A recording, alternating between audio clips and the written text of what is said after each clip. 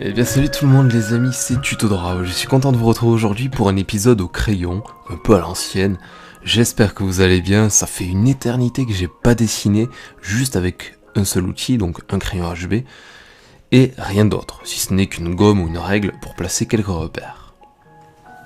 Je vous vois de plus en plus nombreux à me demander des tutoriels avec très peu d'outils, de matériel, parce qu'il faut avouer que dessiner ça coûte très cher, surtout si on commence à s'acheter des kits de feutre à alcool, des crayons de couleur professionnels, et toute la panoplie qui va avec.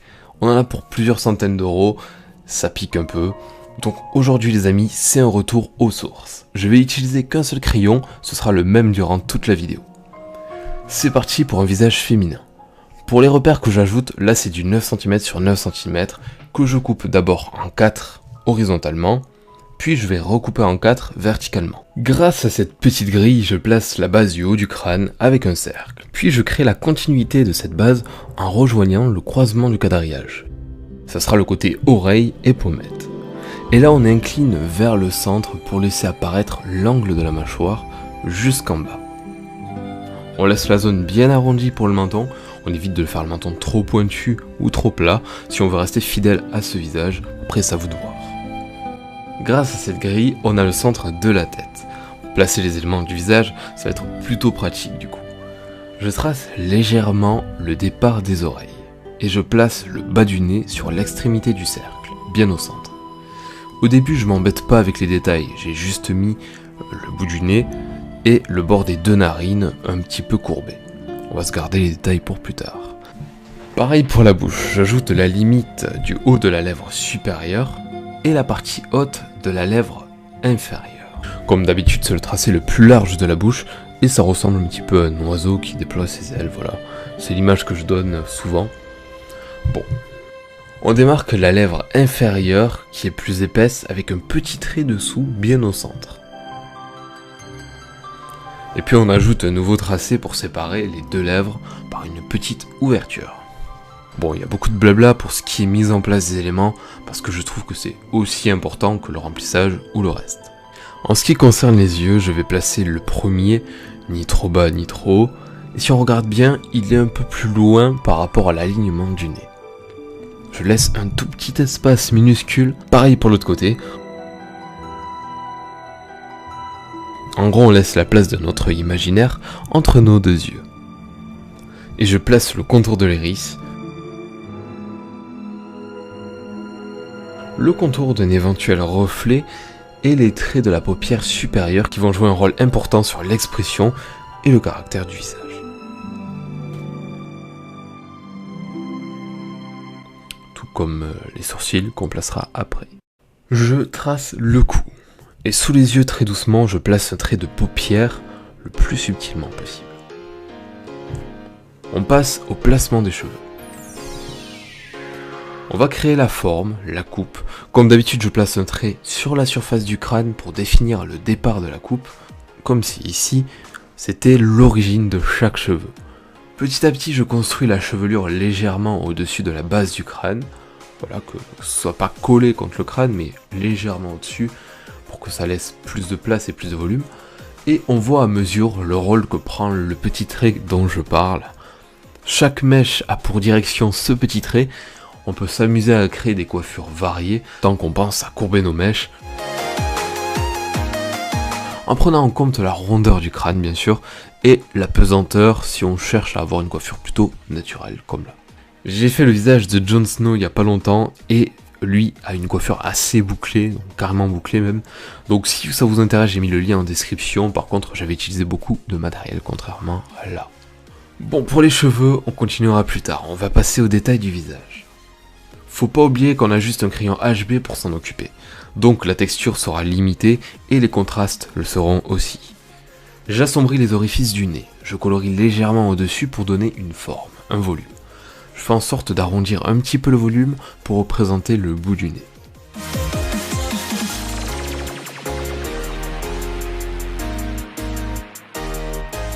Et pour la bouche, je repasse un peu l'intérieur du contour des lèvres et je crée une ombre sous la lèvre inférieure assez volumineuse, justement parce que cette lèvre inférieure prend pas mal de place, pas mal de volume. Ensuite, on colorie très légèrement la lèvre inférieure en laissant du blanc au centre. Et puis on crayonne un peu plus fort la lèvre supérieure, mais ça reste quand même léger, faut pas y aller comme un fou. Le contour central doit être l'élément le plus foncé de la bouche.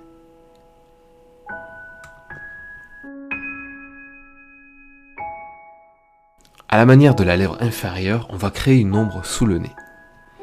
Maintenant les yeux, on va faire ça stratégiquement. En premier, je repasse le contour des yeux raisonnablement, mais finement quand même. Puis le contour des iris.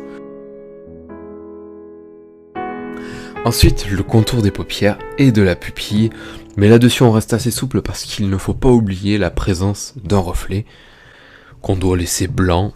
On n'a pas le droit d'utiliser la peinture blanche pour attraper le coup, enfin en tout cas moi, puisque je dois utiliser qu'un crayon. Nos yeux sont bien tracés, on peut remplir. Une pupille est naturellement noire, alors on fonce un maximum l'intérieur.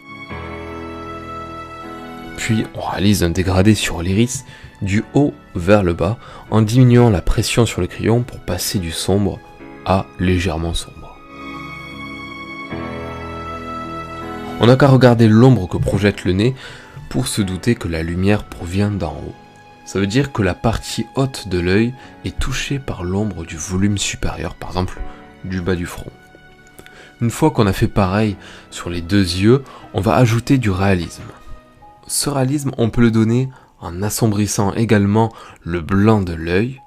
On dégrade là aussi de la même façon que l'iris et on n'hésite pas à bien assombrir vers le haut. J'assombris aussi la paupière et on ajoute quelques cils en bas et sur les côtés.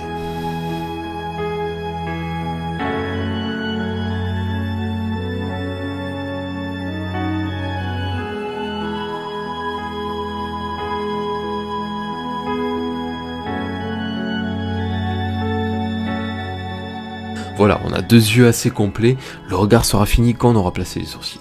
Je fais ça de suite. Celui de droite, je le fronce assez pour donner de la force au regard, un petit peu de férocité. Et le second, un peu moins, mais ça reste subtil, c'est pour y ajouter de la douceur. Le plus beau, c'est d'arriver à transmettre des sentiments à travers un regard dans un dessin, comme de la joie, de la compassion ou de la peur. Il suffit de modifier quelques détails, mais il faut que ça reste très subtil, voire chirurgical. Bon, maintenant je vais assombrir les zones du visage qui sont un peu en retrait, comme les côtés et le cou.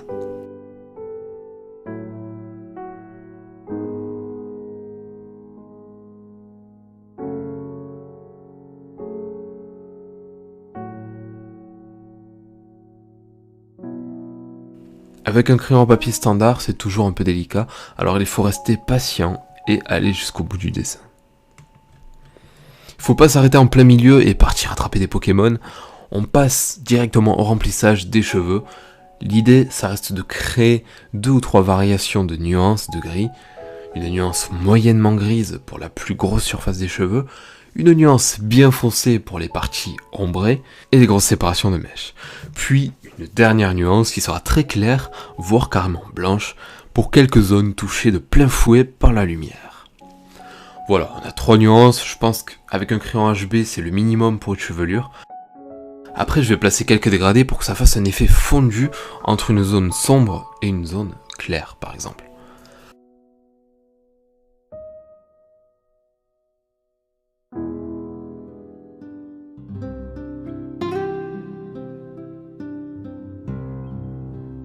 Voilà le dessin terminé, le tout m'aura pris 1h45 du repère jusqu'à la signature. J'ai dessiné sans interruption. Si on sait que le dessin nous prendra plusieurs heures, on peut se permettre quelques petites pauses pour se restimuler la concentration. Personnellement, ça me dérange pas de dessiner plusieurs heures avec de la musique derrière par contre. Ça dépendra des jours et du dessin. On n'est pas des machines, alors c'est normal que selon les périodes on se retrouve très vite distrait ou l'envie n'est plus trop là, mais ça finit par revenir. J'espère que ce petit dessin réalisé au crayon HB vous aura plu. Ça a été un plaisir pour moi, on se retrouve comme d'habitude très vite pour d'autres vidéos dessins. Merci à tous, bonnes vacances à ceux qui prennent vacances, sinon bon courage et à la prochaine.